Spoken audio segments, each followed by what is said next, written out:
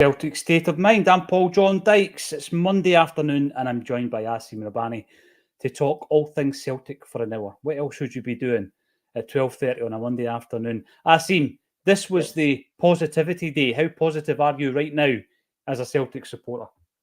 Here, what a week it's been. I've not been on since a couple of weeks now, so obviously since then there's been the St Johnstone 6-0, the 7-1 in Dortmund, which I had the pleasure to witness in person, and then obviously yesterday. So yeah, quite the roller coaster of a week in terms of obviously our expectations and how it's all turned out. But ultimately, after yesterday, looking at it at half time, we were struggling, not playing too well. The last thing you wanted was to go into an international break on the back of those two defeats. So I think all in all, we came out. We're going to get games like that every season. We get games where we have to grind it out. And to get the late winner with the impact from the subs as well, all making a difference. I think we can go into the international break in a positive mindset again. This is a big thing, right? Because you don't win that game at the weekend, and then you've got that time to labour over it, and there's a bit of negativity creeping in, a bit of doubt. This is human nature, I think. It doesn't matter if you're a top grade athlete, an elite athlete. These things can take their toll, and I think that you're absolutely right. The result was the most important thing. But there you go. There's three absolutely different games that Celtic have been involved in. You've got the first one where we go out, we win at a canter in Perth, absolutely destroyed the opposition. We then go over to Dortmund and we're humbled. And then we start out in numerous different aspects of the team and the way we set up, and we talk about it all week. And then we go at the weekend up to Dingwall, not the most glamorous. When people are talking about Scottish football and they always go on and they use an example of a game that they don't fancy, it's always away to Ross County. It's our equivalent of Stoke back in the day, wasn't it? This is it. It's always, and by the way, I think that's a wee bit disrespectful when you look at the way they've approached this season. I think they look like a decent side. They'll be fine in terms of relegation. I think they'll definitely be mid kind of table, maybe pushing towards a top six finish, but I'm not sure they've got the squad depth for it. But this is the game that you got, and like you say, if you want to win the league, you grind it out. And in the first half, I was covering the game with Chris McElwain and Sean Conley, and it goes into half time. And one of the biggest concerns for me was it was one of those days that we've seen often last campaign where we just didn't get into the groove in the first half. And you were kind of hoping for one of two things, either A, a rocket from Brendan Rodgers, which happened obviously up at Perth last season, or inspired changes. And it was the personnel that changed the game. See when you're looking at that first half, right?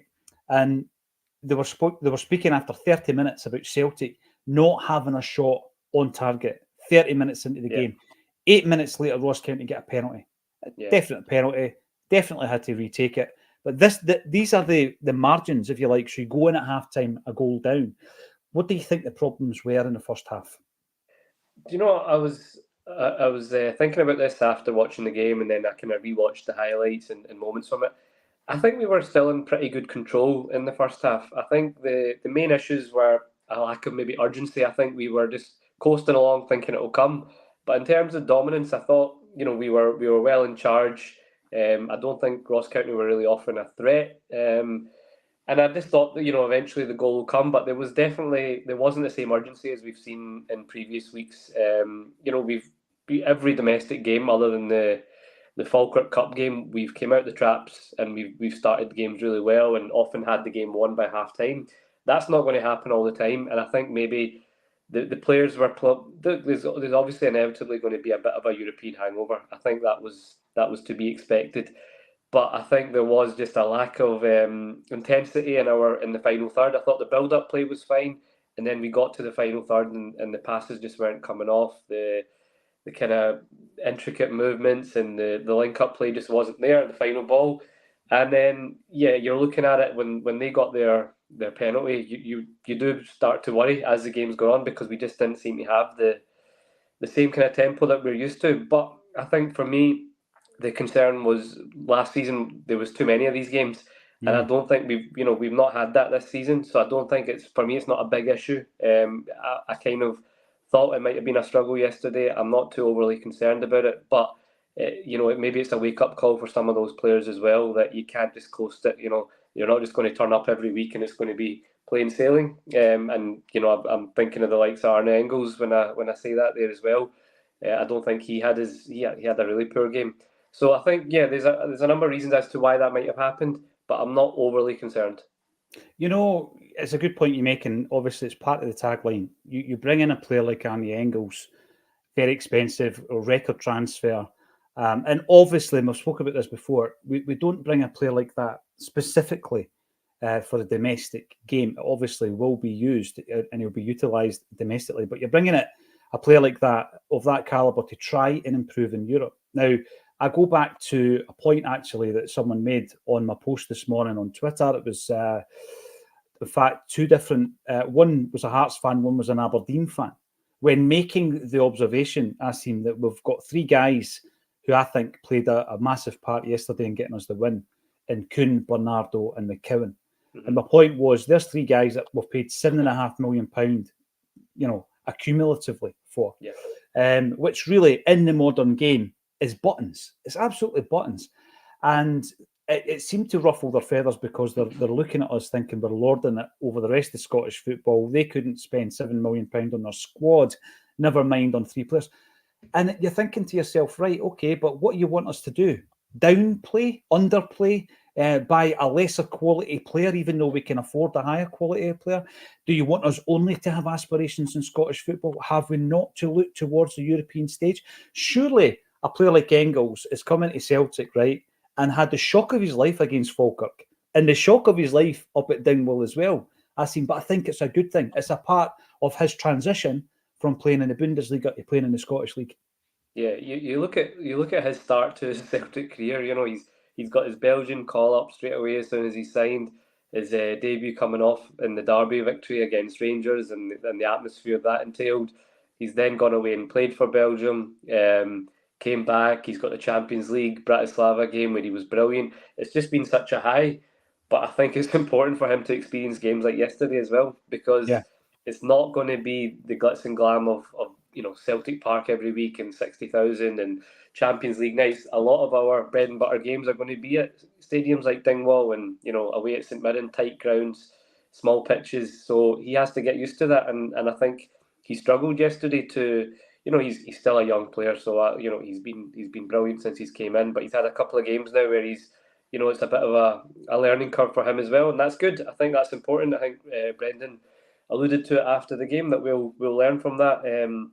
We're not going to sit and expect have a flying performance every single week, and I think these kind of games for this group of squad, that's important. I think the buzz you get from a late winner sometimes is even better than just your mundane kind of 2-0 wins.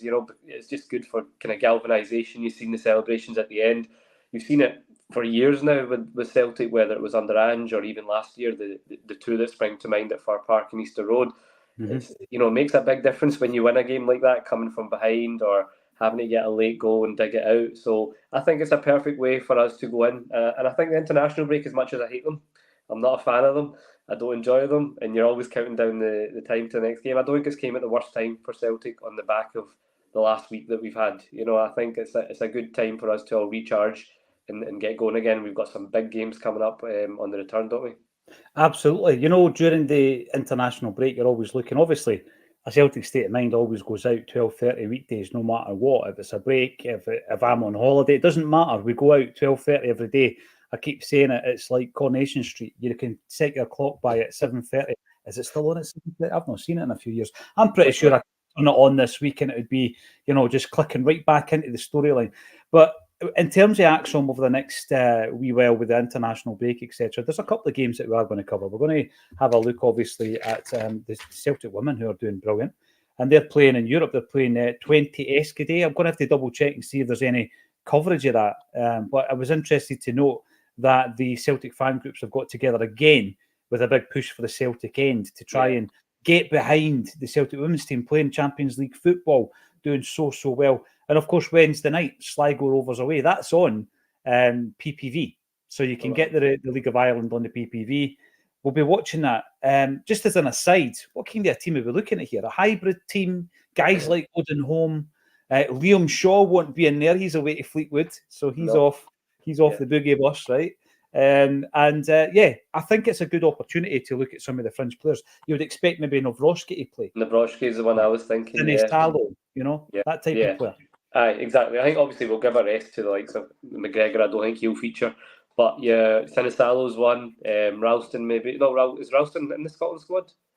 I think he might be, actually. I don't know. You are really showing your disdain for the international break here. And so am I, because I can't answer it. I'm going to say yes. I'm going to say Tony is. Because I think he played pretty well. I know he made the mistake for the penalty, but he played pretty well in the last two games.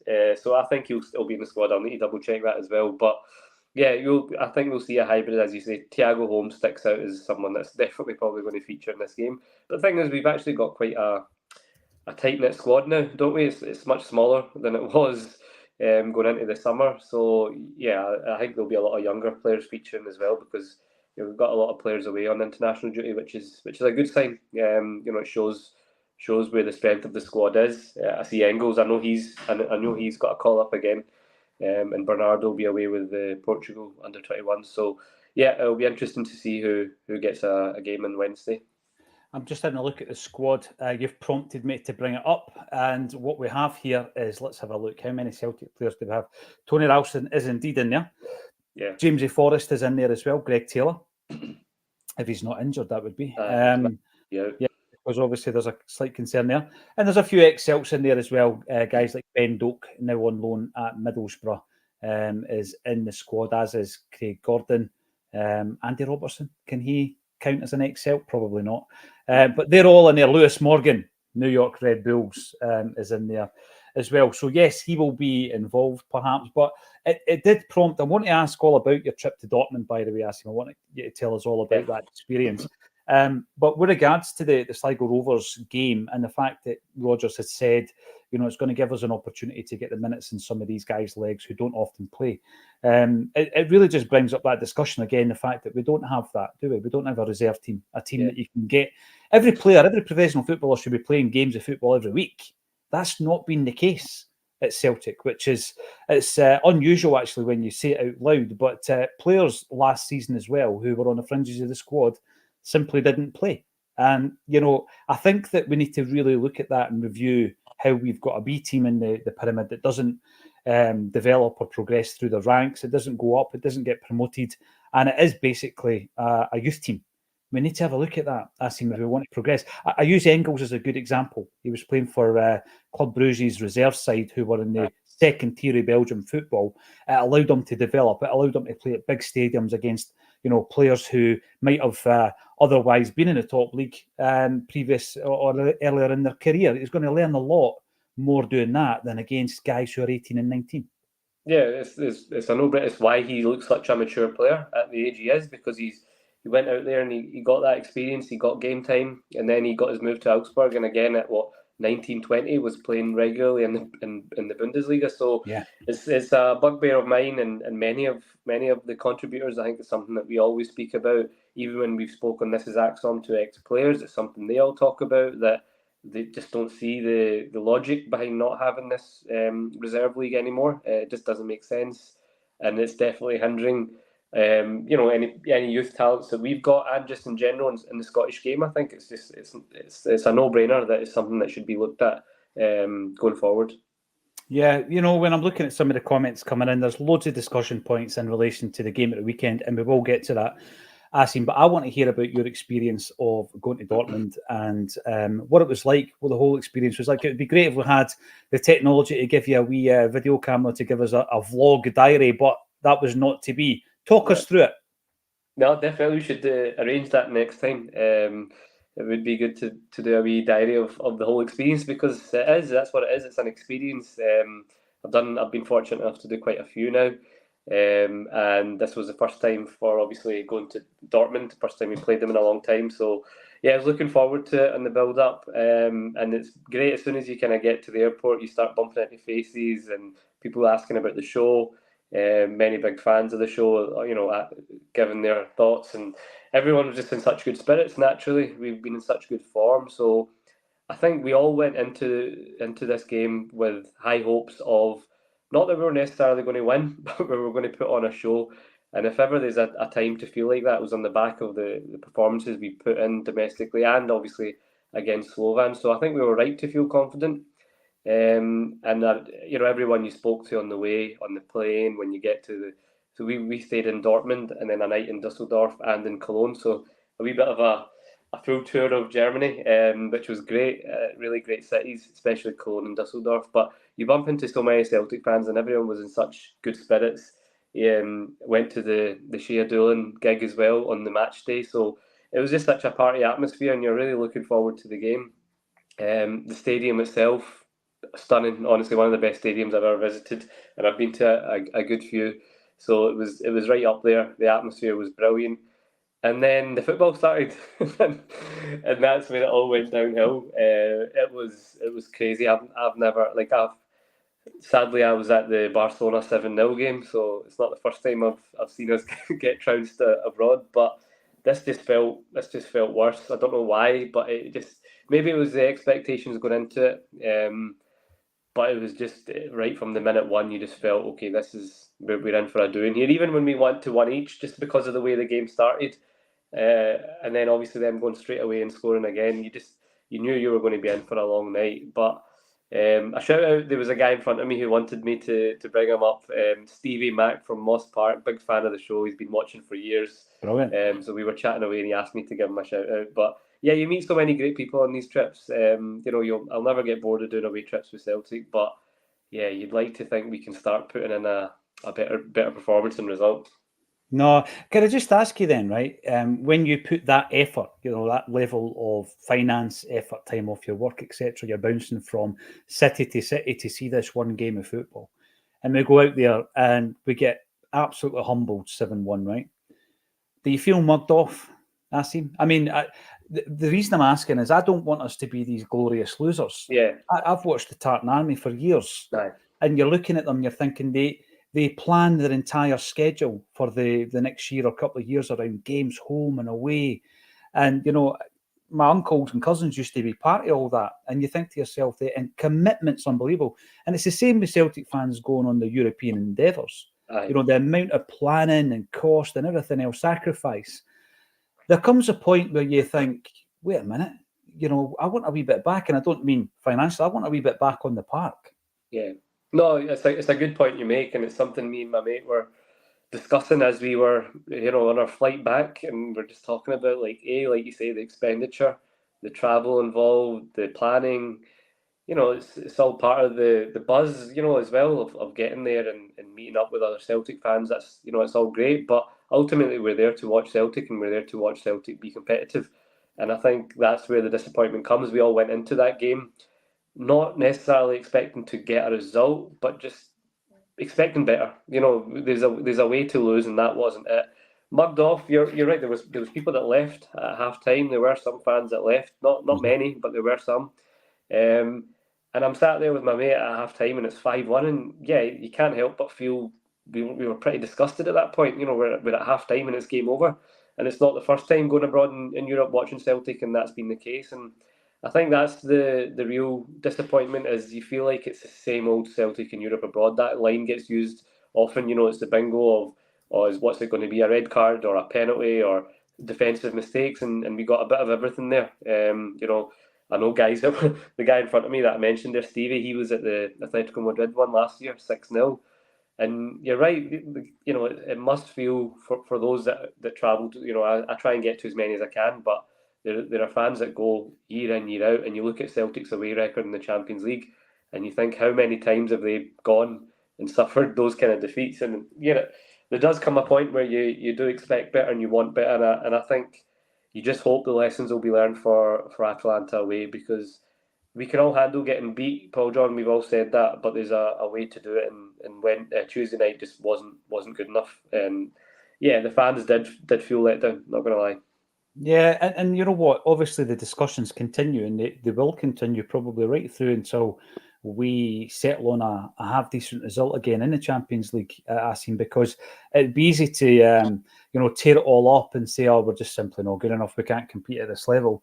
I don't think that's in the makeup of Brendan Rodgers. It's not in the makeup of a lot of the Celtic fans we're talking about here, going out to these far-flung places to watch their team at huge expense. And then yesterday, you get a very rare snippet of an interview with a mysterious man that goes by the name Dermot Desmond, who's out playing golf. And of course, whoever it is that's interviewing him asks him a question about Celtic.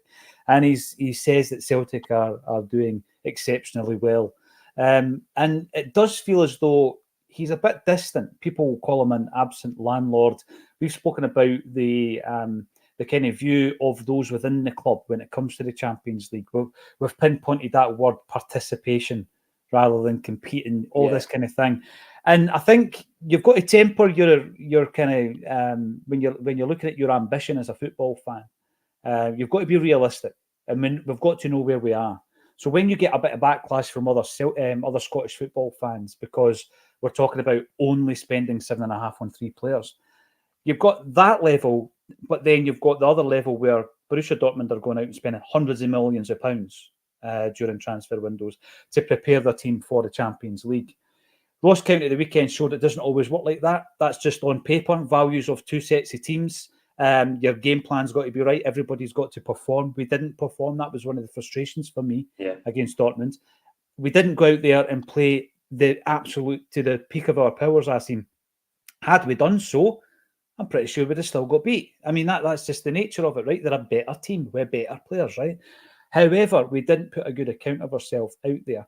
But when you hear the comments of Dermot Desmond, does it make you a bit frustrated that it's almost as if he doesn't seem like in tune with what the Celtic fans are feeling and what we aspire the club to be? Or do you just hear that and think, he's out having a game of golf, he's not that concerned? Yeah, I think the word distant you used is probably the most accurate. He doesn't seem like he's someone who's overly, when I say the word invested, irony is he is, but in terms of the day-to-day and, actually how good Celtic are or what their ambitions are, I don't think he seems like the kind of guy who's really that interested. It's always just little wee sound bites. But then you hear other people say that he is, and him and his son, is heavily involved and stuff like that. But it frustrates you because, as we've spoke about for so long, is we're just wanting the best version of Celtic that we can be, and we just want to see a really ambitious Celtic that can compete in Europe, as you mentioned there. It's not about necessarily expecting us to go to these kind of places and win, but we should be doing better. We should be able to compete. You look at the likes of Sparta Prague. I kind of seen clips of their game. They went away to Stuttgart, managed to get a point.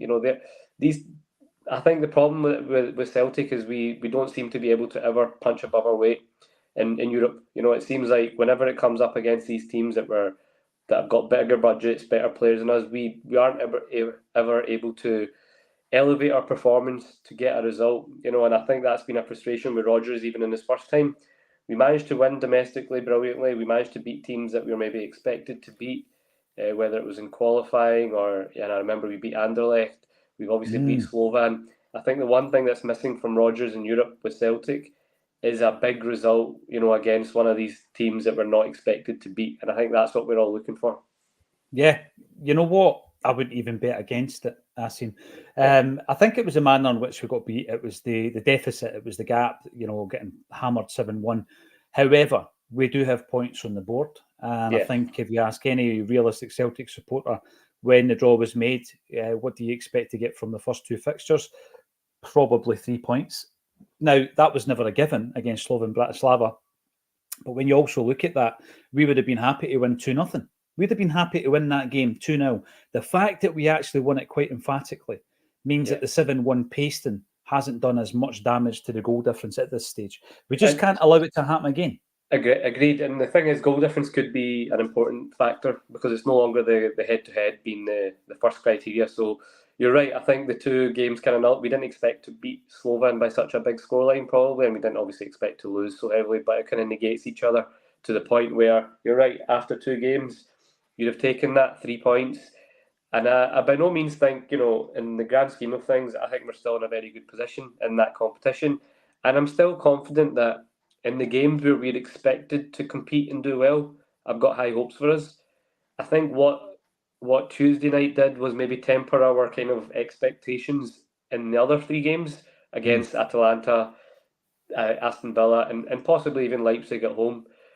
But you'd like to think that's a game we should be targeting to get points off as well. But I think, it was maybe a bit of a wake-up call in the sense that we went into it, and I think the manager probably likewise, and the players went into it with quite a bullish attitude because of how well we've been playing, and I don't blame them for that. If ever there's a time where even as fans we were fully on board, fully excited, fully hopeful that we can do something, it was probably going into Tuesday night. So I think maybe they just all got caught up in that, and then after that, after witnessing maybe the first 10-15 minutes, we just didn't manage the game at all, whether that was in-game management from the players or the manager changing things tactically. I'm sure you have kind of covered all that in last week's bulletins about the things that went wrong, that did go wrong. But just looking forward, I think there's still a lot to be encouraged about, especially in the Champions League, given the fixtures we've got. And look, domestically, 7 wins out of 7, only 1 goal conceded. 6 of those games have been brilliant. And that was a penalty. And that was a penalty, which Schmeichel initially saved. So all in all, as we kind of touch base going into this second international break, it's been some start to the season. It really has. Other than that Dortmund one, we couldn't really have asked for much more. No, you're spot on. And the last time, of course, that we started off with 7 straight wins in the league was back in the 2010-11 season under Neil Lennon, who actually won 9 domestic games on the bounce, including a League Cup game. And we are looking towards, hopefully, beating that, because if we beat that, that means we beat Aberdeen in the league, Acsom. And we'll come back to them as well. So on the one hand, I think you've got to look at what went wrong in Dortmund. People in the comments might be saying, listen, that was last week, we've got to move on. Absolutely. My point would be this, though, Acsom, listening to some of the pundits over the weekend, you'd think that we had been rotten this season. That it's almost as if they're basing everything on that Dortmund result. I heard the type of chat around Rodgers, like, he's a busted flush in Europe. I heard that Austin Trusty wasn't worth the money, and he's never ever going to be the same as Carter Vickers. The guy at this point had played 2 and a bit games of football for Celtic. I think there's a real knee-jerk overreaction. And I don't mean by the Celtic fans. This was mainstream radio I was listening to, of which I do believe you were on last week. They were talking to you last week. And you did very, very well on it, adding a wee bit of sense to the mix. But there really is a knee-jerk reaction just whenever it happens in Europe. It's almost as if, we're rubbish, we're never going to compete. Rather than saying, why don't we compete? Why don't we compete against the bigger size? And the big obvious one is a disparity when it comes to finances. Of course it is. If you've got £100 million or £10 million, it's going to be a lot easier for you to build a competitive side. That's a given. So you then say, right, who within Scottish football is responsible for the poor broadcasting deal that we've got? Who's responsible for the way that we fail to commercialise our game? And then from there, you can start generating cash for all the teams in Scotland. You can then start looking at how we can make the product better. And I'm talking about broadcasting empty seats, virtually every live game now. It's horrible to look at. And it makes your division and your league and the whole game up here look tin pot, And I think that there's so many elements to that we just go in circles and we hear the same old tired rhetoric every time there's a bad result in Europe, but I see nothing changing in Scottish football. Nothing. It's almost like they revel in it, or take joy from it. Other than the obvious, I actually want all the other Scottish teams to do well in Europe. Who's the obvious? The Champos. Well, I'll probably get stick for this, but I didn't mind seeing Hearts getting a last minute winner, because I do feel that in order for the game to improve, we need our sides to all collectively improve in Europe. But like I said, other than the obvious, I can never obviously wish them well. But it did seem like in the aftermath of our defeat, everyone was quick to jump on it. Even in the questioning and you mentioned the show that I was on, it was like, another terrible night for Celtic in Europe. Well, not really. It's not another terrible night. It was a terrible night, but it was on the back of an absolutely fantastic night 2 weeks prior. So I think, then when the result came through at Ibrox on Thursday night, people piped down a wee bit because they were probably expecting that, they might get a result and they can start blaming Celtic for the Scottish coefficient and whatnot. But no, I think you're right. There's the other clubs and the game in general in Scotland does itself no favours. We spoke about at length about all these clubs now, giving us less fans at their grounds. I've heard so many arguments as to why they do it, but ultimately it's not a very good look. You see at St Johnstone, you've got half-empty stadiums. If you've got fans there that want to go and fill out that stadium, giving these clubs extra money, which is so badly needed, given they go on about the budgets so often, it's just cutting your nose off to spite your face. I don't understand it. Again, I would say it's different if they're able to fill the stadiums themselves, but they're not. You look at what Hearts have done with the away fans. It's ruining what was ultimately one of your kind of best away days. Again, which looks good on the broadcasting deals, can generate more money. So nothing that these clubs do or that the league do help the game, but then they're quick to jump on the bandwagon when we've got a bad result. I don't know if it's just to make themselves feel better or what the reasons for it are, but yeah, as you've said, it's baffling really the decision making that goes into it. Yeah, listen, we could fill several episodes of A Celtic State of Mind talking about youth development, the failure to capitalise on broadcast and sponsorship, and the commercialisation of Scottish football. We're not going to do it today. It filters into many of our conversations, Acsom. And I think that Celtic really are, and the word used by Chris McElwain, we are hamstrung by a lot of mitigating things in and around Scottish football that we have no real control or power over. And we opened up talking about even the reserve team. We don't have a reserve team. How can you possibly bridge that gap between youth and first team? You're not, only an exceptional player can do that. And often that exceptional player is away before they get the opportunity to, i.e. Ben Doak. I was very excited about Ben Doak. But yeah, these are all other aspects that I think feeds in. You've got to look at the root of the problem. It's not just the poor tactics. It's not just the personnel on the park. When you go out there in a Champions League game and get beat 7-1, there are roots of problems that need to be sorted out in Scottish football. Will it ever happen? Well, it's never been sorted out in all the years I've watched the game. And I have now watched Scottish football and Celtic over 5 different decades. Yes, it's true, since the 1980s. If anybody else out there has watched it since the 1970s, you've been watching Scottish football and Celtic over 6 decades. Does that make you feel old? It should. It absolutely should. Just another kind of point I wanted to touch on was, I'm sure you'll have seen Brendan's comments from the aftermath of Tuesday and then on Friday's press conference as well. What do you make of that when he took it to the media who were kind of questioning the tactics and whether he would change? And he said, well, what would you like us to have 15% of the ball and then ultimately maybe still lose 2 or 3-0, and then he kind of spoke about Scottish teams that come and do that at Celtic Park. And where are you on that? Because obviously after Dortmund, I didn't have a chance to kind of fully catch up on all the shows afterwards, but the fallout's been mixed, in terms of what people are thinking. Rodgers has been getting criticism from a lot of fans as well. What's your kind of view on that? Do you feel that's, for me, it's not one extreme or the other, and I think that's where I kind of want to see a middle ground. But again, that's probably easier said than done. We do have a side which are coached to play a certain way domestically, and which is why we've been getting the plaudits, as Rodgers said, because when you train to play a certain way, week in, week out, to dominate domestically, it's so hard then to switch that up. And it's probably why the teams that have been more successful in Europe from Scottish football, be it Rangers 2-3 years ago, be it Strachan Celtic, Martin O'Neill's Celtic was different because we had world-class players, but those teams weren't as great. Like I look at Strachan's team or that Rangers team, they weren't very good domestically. When I say weren't very good, as in didn't dominate or produce free-flowing football domestically because they were probably trained to play to be hard to beat. I wonder if there's something in that which makes that so difficult to transition. Yeah, I think there is. There is definitely something in it, Acsom. I think the best example, right, on this one, where Brendan Rodgers is talking about coming up against the absolute best, the cream of the crop, a team that were in the Champions League final last season and how to approach it. I think the best example, the most relevant example, is probably Neil Lennon's team coming up against Barcelona. Now, you'll remember in the away leg, they beat us 1-0. Was it 1-0 or 2-1? 2-1. Last minute. 2-1. Last minute. Sammy scored, didn't he? Yeah. Samaras scored for Celtic that night. And so it was so tight. And then we beat them at Celtic Park. And I've had the opportunity to ask Neil Lennon about that night, how he approached that particular game. And he obviously was very vocal about the Dortmund defeat as well. And the way that he approached it, because I think Lenny's team is an attacking team. It was a very attractive attack. It was not ultra defensive, but it had to be that night.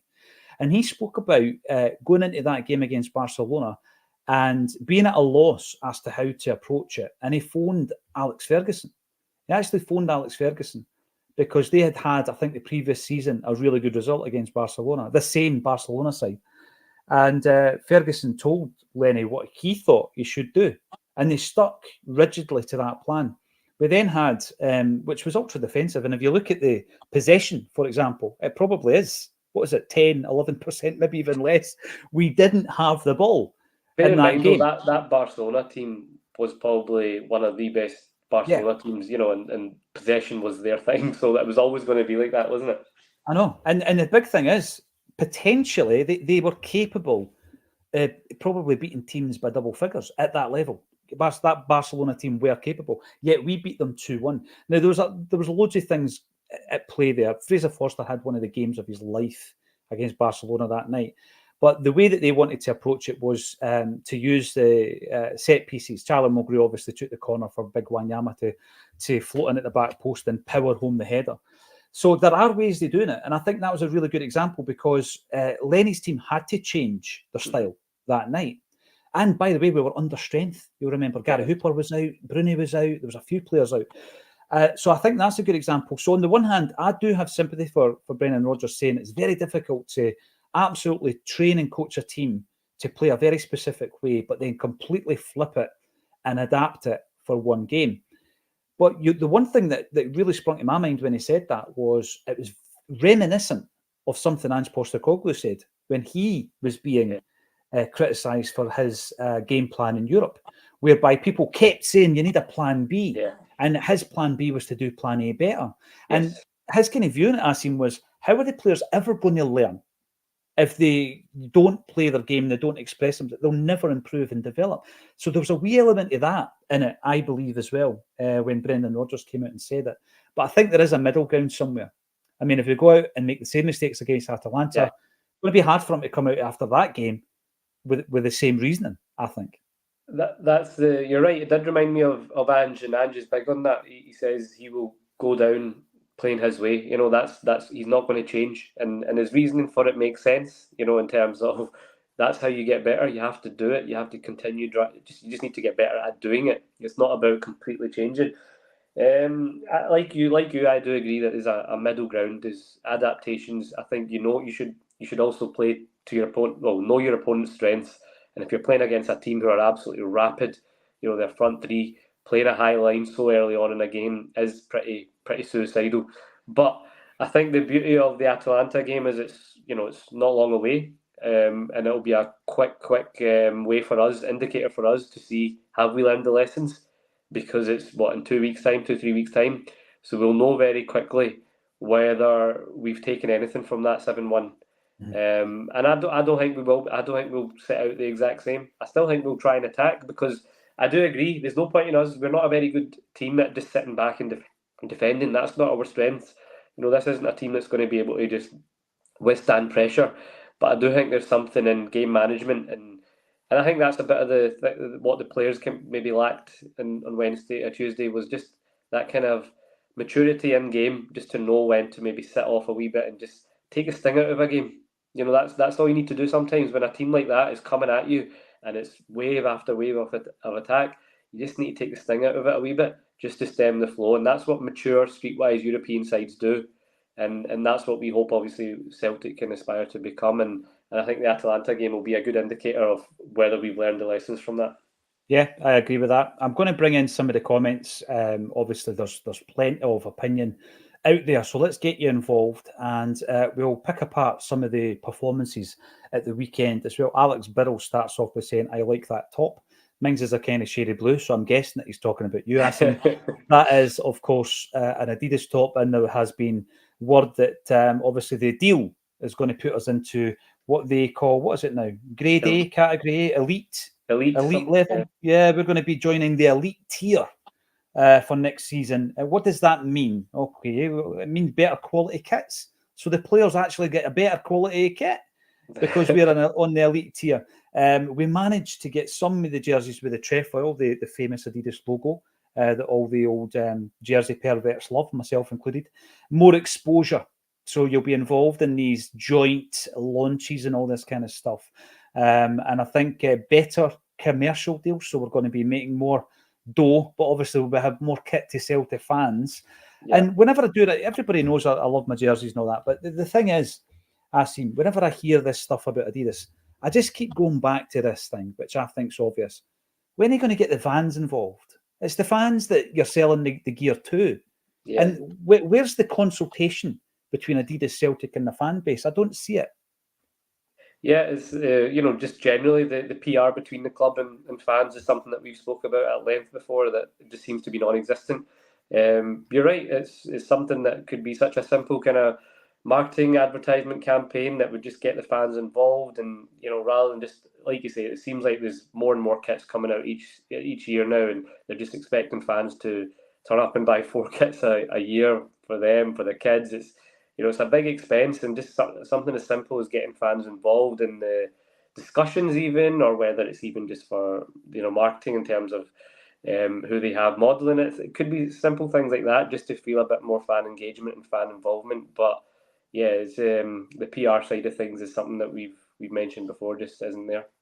Yeah, I will share this story that I have shared in the past, but I understand more and more people get onto the old Acsom channel these days. I've been hearing a lot actually comments saying I've just started watching your channel, and I think that's brilliant after 7 years. But there was a story, Kevin Graham was part of a fan engagement group, one of these think tanks where they did invite people along during the New Balance era.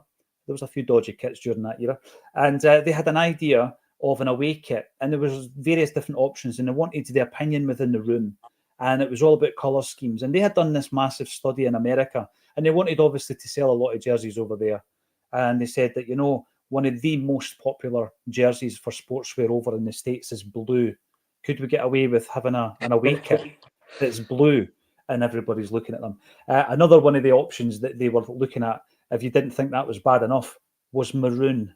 And you're thinking, you guys don't know what you're talking about here. Obviously, we ended up with the silver and pink one, which there was a tenuous link to the Lisbon ticket. Yeah. Oh, brilliant. Ewan Boy Martin, I am 6 hours ahead of you all back home. Just rub it in, Ewan. Rub it in that you're in Thailand, living it up. We've also got Paul coming in to say, great show on Friday with David Heyman. You had a chance to watch it yet, Acsom? Because I know you've been a busy man. I got back on Friday. So it was a full Monday to Friday trip in Germany, actually. So I got back Friday, so I've not had a chance to catch up with it yet. But I've heard, by all accounts, it's another belter. So I'll be looking forward to catching up with that. It's a cracker. And I'll tell you why. Because I use this term, he's the real deal. He's not just giving you the old default answers and all this kind of stuff. There isn't a repertoire. He's just absolutely genuine and authentic. And I loved spending time with him, and hopefully everybody out there loves watching the show. Good day to fellow Acsom addicts. It's just great to have you back, Urban Culture, after obviously Chris banned you from the show for some reason. And Stephen has been doing that quite a bit. He's trigger happy. He really is. The power goes to his head. Stephen Dodley. McGowan has played his way. Sorry, Chris, I'm only jesting. Has played his way into the starting gate. I want to talk about Luke McKeown, right? Because here's the thing: you go into a transfer window, Acsom, and you're looking to improve. You're thinking, we need to get to that next calibre player. We spoke about it time and time again. How many guys we'd bought under the 4 million mark that didn't really make the grade? And Engels comes in for 11, rising to 13. Eder comes in for 8.5, rising to, and you're thinking, right, this is a calibre player that we want. And then Luke McKeown comes in late in the day, and I wasn't too convinced that was the type of player. We both need to hold our hands up on that one, don't we? 100%. How good was he at the weekend? Yeah. Again. I remember the chats, obviously on our kind of group chat as well, and I'd maybe tweeted it, that I didn't feel it was, like you say, the profile player, or, maybe it was because we were linked with a few others at the time, and, I'll maybe guilty of it too. Like, sometimes I look out with our own league, and I get more excited about players from other leagues, just because I just felt that he was a good player, and I thought he did well against us, but he didn't strike me as someone that was going to come in and immediately impact the first team or make our squad really improved.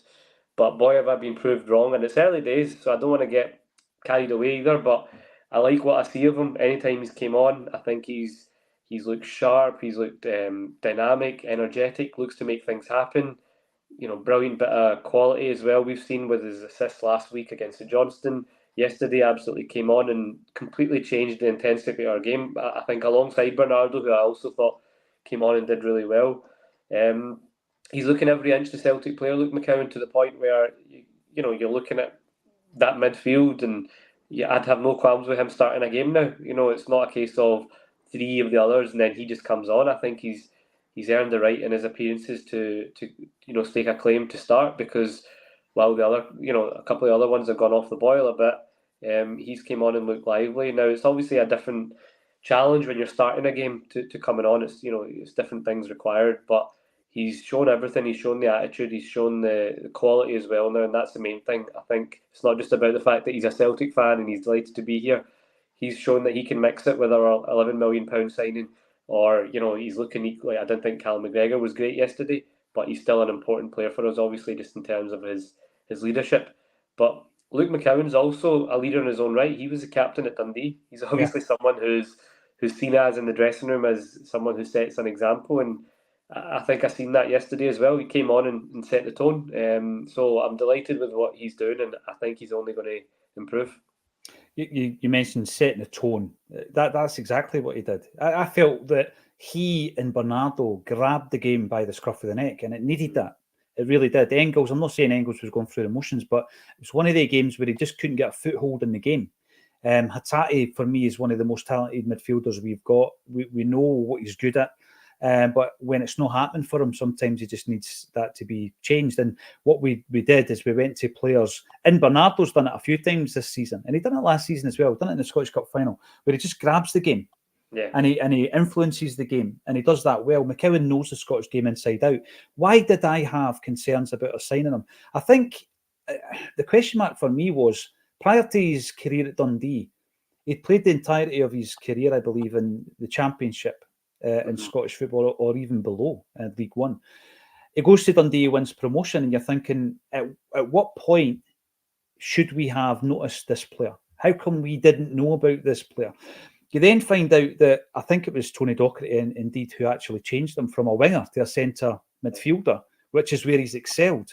And I read a story about he's from that kind of, and I'm going to upset people here because it's all about territory. Greenock / Gourock. Two completely different places. I get it, right? That area, Port Glasgow and all that. Beautiful, beautiful sites on the seafront. And he was a part-time footballer. He had to get a job as a lifeguard. A couple of my mates were lifeguards. It's not really as sexy as the old Baywatch days, is it? You're working at a public pool and that. It's no great. Right. But he was sitting there working, doing his shift, and like the Morton players would come in. And he was looking at them thinking, I wish I was a full-time footballer. So I think there's been a real cycle, a real arc, if you like, in his career. And he's not going to let it pass him by, Acsom. There's a real urgency about him when he comes on, but he can play as well. And the one thing I noticed at the weekend was he tried this wee dink over the top, back post for Maeda twice. Didn't come off. But he can adapt. It's not like he's just got a one-trick pony, so he adapts. And I thought he was brilliant. Obviously, people were moaning about the free kick and all that. The other thing I wanted to point out, and we spoke about it after the game, was Bernardo's involvement, not directly in the goal, but his involvement in the play leading up to us gaining possession. And it was down in our own half, down in the corner flag. Nobody really wanted to make a decision. He just ran up, won the ball. He just won the ball, made something happen, and he transitioned it from defence to attack really, really quickly. He's looking like a snip at 3.5. Sorry if I upset anybody who supports a different team in Scotland. £3.5 million, that is a snip for Paulo Bernardo. Yeah, I really like Bernardo. I think he's improved already this season from what we've seen last season, and he was good at points last season. Maybe just didn't have the consistency, but I just think he's got a lot to his game, and that incident you mentioned, I think that really sums him up. He's really good off the ball. I think he's really good at winning the ball. He's aggressive. He can cover a lot of ground, and he's no short of technical ability as well. Adds a few more goals to his game, and you've got another top quality midfielder in there. So yeah, I know he came off midweek at half time, and he was one of many who obviously just weren't at the races and didn't have a good game. but a lot of that was how we were set up as well. So it's twofold really. But over the course of the last few weeks, I think he's really stood up to the plate in the absence of Matt O'Reilly going. He's came in. We've obviously bought a new midfielder in Engels, but Bernardo's came in and shown he's up for the fight to keep that position his. And I thought he made a big difference yesterday as well. So I think we're looking really strong in that midfield area. To the point where obviously there'll be times where certain starters aren't having great games, but I think what we're seeing this season is the squad depth come in, where you can bring on subs and they're impacting games, and it's not a case of just waiting, struggling to see the game out. They're coming on and they're adding fresh impetus. Even James Forrest, I think, is worth a mention as well. I thought he came on yesterday, and I thought even just his presence being there improved Vai's game as well. I thought he really looked good in the second half. A left back, I thought he was assured. Looks like he's got a bit about him. Great close control, good passing. There's a bit where he kind of headed the ball down the line and chased onto it, and I thought that was not something we often see from our left backs. So yeah, I think there's a lot to be encouraged about there as well. But yeah, Forrest, he's someone you can rely on now to come on and help, rather than maybe in the last couple of seasons we weren't really expecting much from James Forrest, but he's just, ever since the tail end of last season, he's got a new lease of life again. And I thought his kind of game management and decision making yesterday improved the team. Try to think if there was anyone else I wanted to mention as well yesterday. Trusty, I thought as well. I thought he's grown to the role.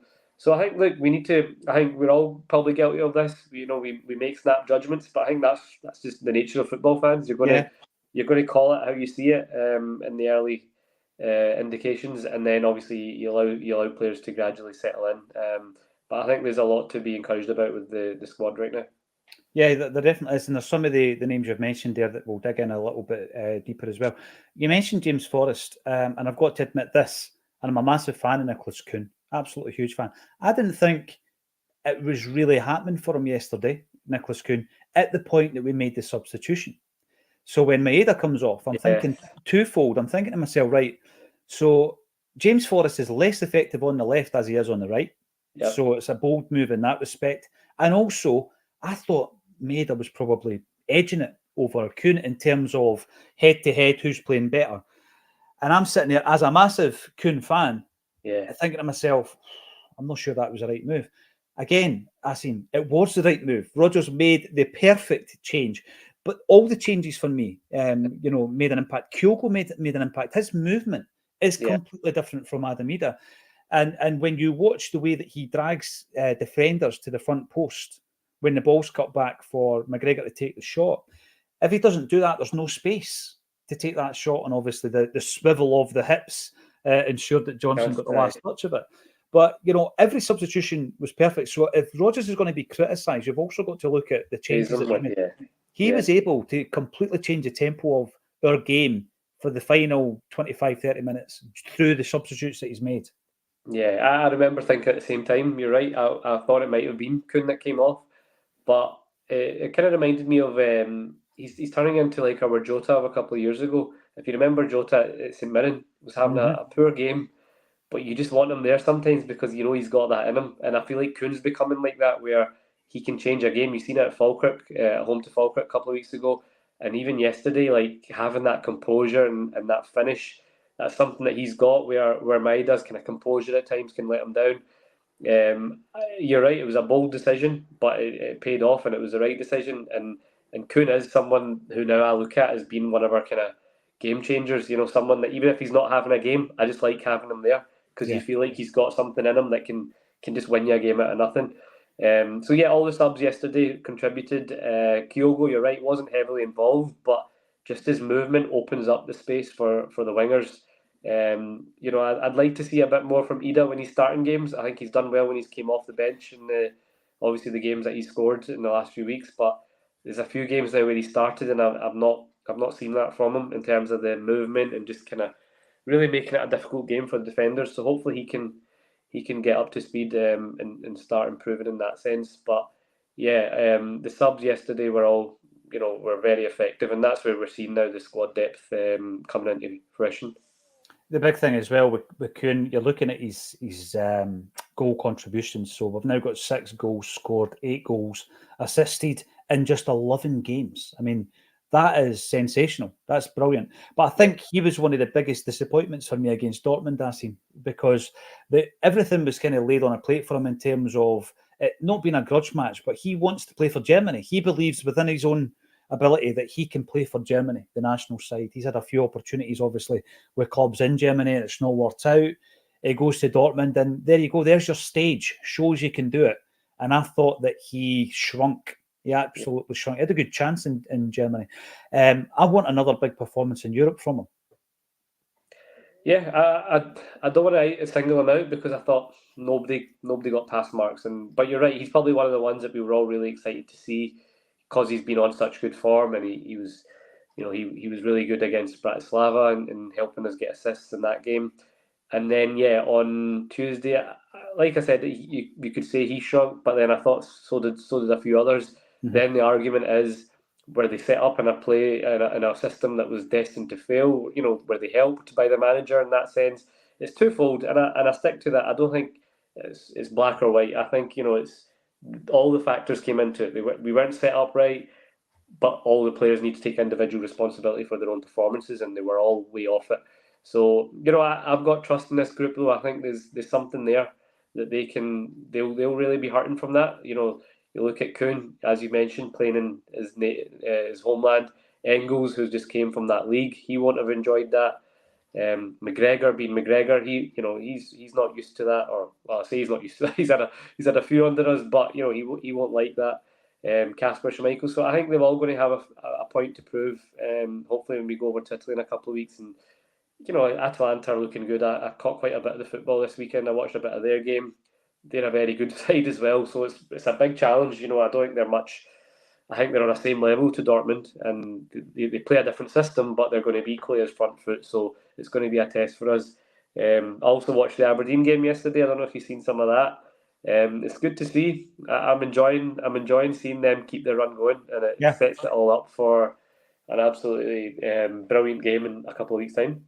Well, I'm just looking at the league table here. This last season, Aberdeen finished 7th, and I think they'll always be remembered in Scottish football folklore for being the side that were beaten by Darvel in the Scottish Cup. Potentially the worst Scottish football result of all time when you look at the difference, the actual gap, the amount of leagues between the two sides. You can argue the toss about that. But Celtic sit pretty on top, 21 points maximum from the 7 games.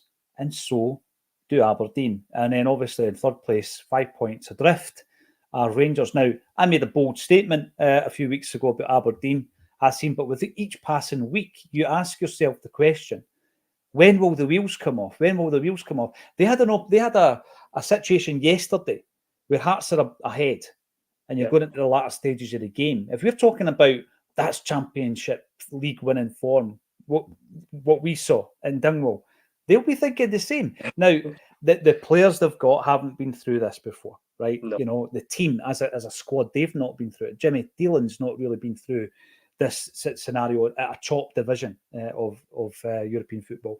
And then the fans, obviously, they'll need to talk to their own men and all that to remember times where they've been through it. So I get everything that people have levied at me saying that, listen, you were trying to take a dig at Rangers, obviously. But at the same time, isn't it about time a team like Aberdeen?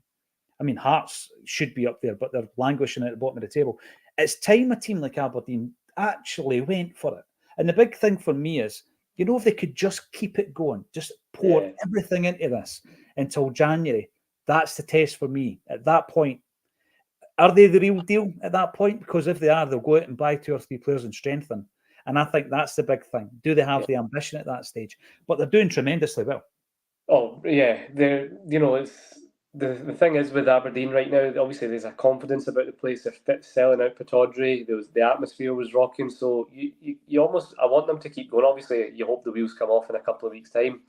But other than that, I'm enjoying watching what they're doing at the moment. I've not seen a lot of them in terms of style of play and things like that. But yesterday, you're right. That's a tricky one. I've seen the second half, and that could have been it. That could have been the one where they finally dropped points, 2-1 down to Hearts. but they managed to grind it out and get a late winner. So they'll be feeling good about themselves. Yeah, I don't think they've got the squad depth or like you say, the mentality to keep it going long term. But you know, we've spoke about it. Rangers aren't looking in great shapes at all. If ever there's an opportunity on the back of the start Aberdeen have had to really make a push and try and, you know, make a fist of it and keep this run going, this is the season for it. But whether they do that or not, we'll see. I'm intrigued to see how they come and approach it at Celtic Park in a couple of weeks. Whether they're going to go into a kind of shell, or they're going to come and play with the confidence, you know, that their run suggests. So I'm looking forward to it. But yeah, I hope it lasts because it's good to see. Yeah, it's plunge. Don't get me wrong. I wasn't saying Scottish football is one of European football's top leagues. What I meant was top tier of a European football league, because obviously some of his successes have been outside of rather the top tier of the league that he's played in. But yeah, I accept where Scottish football is in the food chain. All great for Aberdeen, but as Acsom says, in a couple of weeks when we face him at Celtic Park, I'll tell you what, we're going to learn a lot, not only from Aberdeen, but from Celtic as well. Yeah. But yeah, we'll be covering the game on Wednesday night, and hopefully there's televised coverage of the women's team, because if so, we will cover that with gusto. It's been absolutely brilliant. Thanks everybody for getting involved. And if you want to help out a Celtic State of Mind, how can you do that? First thing you can do is give us a big thumbs up on this video. You can subscribe to the channel on YouTube. Not only do we have the daily bulletins and the match day bulletins, we have our Friday night show fully produced with great guests, brilliant guests. Got another great guest this week as well. You can also vote for us at this year's Football Content Awards. We're up for 2 different gongs. The first one is Best International Podcast, and the second, Best Influencers. So the link is underneath this video. If you want to come along and ask Gordon Strachan how on earth he managed to get to the last 16 twice on the bounce in the Champions League, and also John Hartson, his former striker, then we'll be at Glasgow's Bad on the 25th of October. When is that? 2 weeks on Friday. There are only 34 tickets available, looking like it's going to sell out. Get involved. Thanks everybody for getting involved, and thank you to Acsom Rabbani for joining me on A Celtic State of Mind.